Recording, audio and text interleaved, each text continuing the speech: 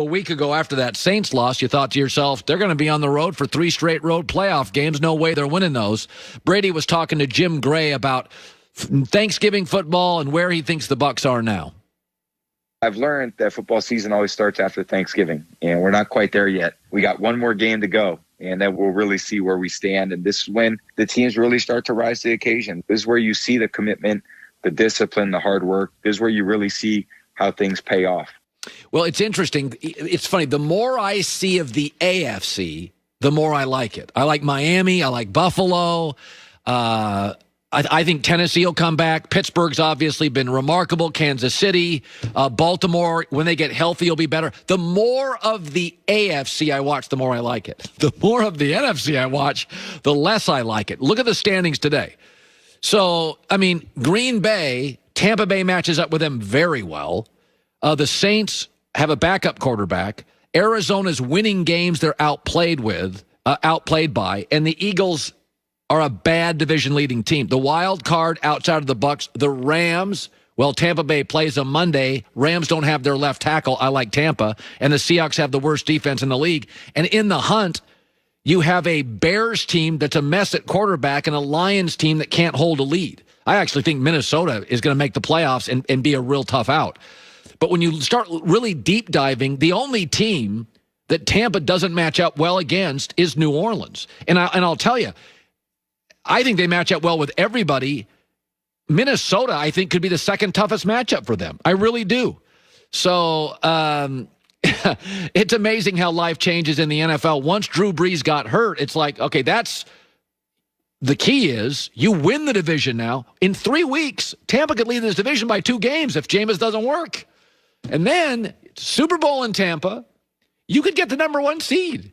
You really could. If you look at Green Bay's remaining games and you beat them head-to-head. So it's the more I look at the NFC, don't sell Brady. Like there's not a lot out there. They're going to play the Rams, who just dismantled the Seahawks, and I don't think the Rams match up terribly well against Tampa, especially with Andrew Whitworth out. I think Tampa's going to have their way getting after Jared Goff. Rick Bucher's around the corner and all this NBA stuff happening. As we move into the holidays, celebrating is, of course, going to look a little different this year. We were planning on having a big Thanksgiving.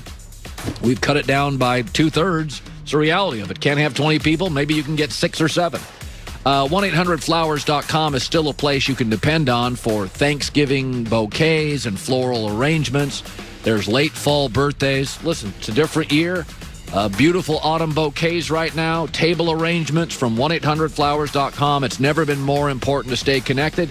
I have several friends that won't have Thanksgiving with their parents or grandparents this year. And that means the grandparents won't see the grandkids, and that's sad for grandparents. And make their day a little brighter, go to 1-800-Flowers.com. There's a radio icon in the upper right side. Punch it, put in my name, Herd, H-E-R-D, Herd, 1-800-Flowers.com. Get all the feels of Thanksgiving. Even if you're not there, make somebody's day. It's going to be sad for a lot of people. This is Thanksgiving, for a lot of people, is their favorite holiday. 1-800-Flowers.com, code Herd. Well, Seattle outplayed them 2 weeks ago, and then a personal foul call screwed it up for Seattle. So I think Seattle's playing with incredible urgency. Arizona's a hard team to figure. Outplayed by Buffalo in 1, outplayed by Seattle in 1. And I thought Miami controlled the game again. So I've watched them 3 games in a row really be outplayed, but they've won 2 of them. Hail Marys don't mean you're better than Buffalo. So I like Seattle in that game. I do. I think Seattle. Well, they are at home on a short week. And what's the weather like in Seattle? I'm sure it's just charming. Mm-hmm. So you're going to take an Arizona team. It's raining sideways. At this point in the season, like that weather changes stuff. It's, by the way, 46 degrees and raining. All right. Like Ohio last week, the Browns game, like bet the under. It's 38-mile-an-hour winds. They were canceling flights in Cleveland. So it's like take the under. So, like, right now in the NFL, there's, like, 2 games every weekend. Like, if Seattle's windy, then it's, All right, Joey with the news. No. Turn on the news. This is the Herd Line News, sponsored by Mercedes-Benz. The best or nothing. Well, Russell Wilson was cooking to start the season, which made him a quick MVP favorite. But after struggling the last couple weeks with a sharp uptick in turnovers, he's fallen from the top spot. According to Fox Bet, Patrick Mahomes is now the favorite for MVP at plus 180. Wilson is second at plus 230. Aaron Rodgers, third, plus 300. Kyler Murray has the fourth best odds on Fox Bet, plus 650. And Tom Brady, plus 2,200. So if it's most valuable, Kansas City could win games without Mahomes. Could Arizona win games without Kyler Murray? Could Green Bay win games without Aaron Rodgers? Could Seattle win games without Russell Wilson? The answer is no. Kansas City's good enough. You could put in you could win a bunch of games in Kansas City. Kirk Cousins would win a bunch. They wouldn't win the Super Bowl. Kansas City is totally well-balanced. Defense, running game, offense. It's not that Mahomes isn't great, but I go always back to this. What is valuable? Green Bay's not winning a football game without Aaron Rodgers. They're not good enough defensively. I will say the NFL MVP is not quite as narrative-based as the NBA MVP, right? Like pretty much halfway through the season, you know without injury who's going to win the NBA MVP. Like the trend starts, and then the writers start building their cases for whoever they like for MVP, whether it's reasonable or not. NFL is a little bit different. I'm with you. I obviously, we know how amazing Patrick Mahomes is, and he is having another incredible season. But yeah, I mean, the Seahawks are doing nothing without Russell Wilson, and that's part of the reason why he has so many turnovers. Yeah, I mean, we've seen Green Bay without Aaron Rodgers. They're like a 3-win team. Like we've seen Kyler Murray. Arizona, if you look at statistically, you take Kyler Murray out of Arizona, they're not a very good football team. So looking at that list, knowing pretty much how all of these teams are trending. Kyler would get my vote today. I would say Russell Wilson until last week. I think it's really, really close. But I'd go Kyler 1. So Russell doesn't have the same level of turnovers for the rest of the season. Then I would go with Russell 1, Kyler 2. I mean, when I watch Arizona play, they get outplayed every weekend. They've won 2 of the last 3 weeks, and they were clearly the inferior team. They're not winning those games without Kyler Murray. It's going to be a good game on Thursday night. Go look night. at the Hail Mary play. Yeah. Russell Wilson's the only quarterback in the league probably that can get the throw off. I mean, he was trapped. That's such a great play. That's a play of the year. Oh, absolutely. So LaMelo Ball is one of the top prospects in the NBA draft, which is tonight, which is still kind of strange to me. It just feels weird. Like, the NBA draft's tonight. It's just snuck up on us, and it's just, I don't know, it's a lot. He could potentially be the first overall pick, and he said he is confident that he would be able to handle it.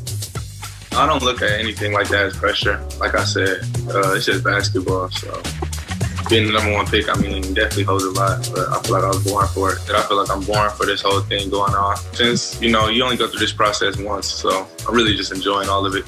By the way, it's not that he can't play. He's got great handles. He's tall. He's like his brother. He's a good rebounder. He's not a physical player. He doesn't, my guys are all like, he avoids contact. He avoids contact. If he's going to be successful in the league, he's going to have to embrace playing defense. His shot's not good enough to be solely a perimeter player. He's got to finish at the rim with his size against guards occasionally. I think he has all of the intangibles to be a star player in that he's going to get the fans excited. Yes. If, when we get back into arenas, he's somebody that could sell tickets. You'd want to go watch him play. He is very raw. So that's why I think his success really depends on what organization he goes to. Well, I mean, aren't all the players raw? I mean, if college football players came out after their freshman year, they would all be raw. Yeah, but some are more refined than others. Some of their games are more mature than others. Like he doesn't like contact. Well, the NBA, you're playing against very physical players. I know that it's not the same game as it was 20 years ago, but any one of us goes down, bangs around the NBA for a little bit, you're not going to make it very long. Well, I mean, if you watch the Heat-Laker final, the Lakers were pushing Miami all over the floor. No, it's still a very physical game. They're still not wearing pads. Like, it's still the NBA. For all the talk, it's not the NBA of 20 years ago, but you still have to be a physical player. So the Minnesota Timberwolves have the number 1 overall pick.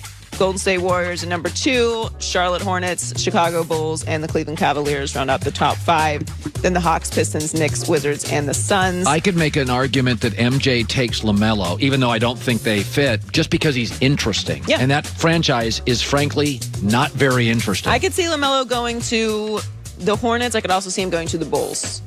And you might see a trade, too, with the Warriors. It's possible. So Rajon Rondo declined his player option with the Lakers and is exploring his options in free agency. The Atlanta Hawks are reportedly set to offer him a 2-year, $15 million contract. But he is said to be focusing on joining the Clippers instead.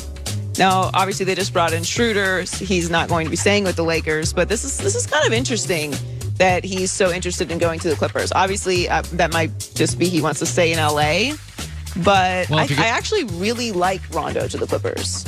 Yeah, because if Schroeder is with the Lakers, who are you going to put on him? Because Avery Bradley is a really good defender. Lou's not as good a defender. So in the end, the bottom line is the Lakers now have a backcourt that can score points with Schroeder. Who are you going to put on him? So your wings are really good.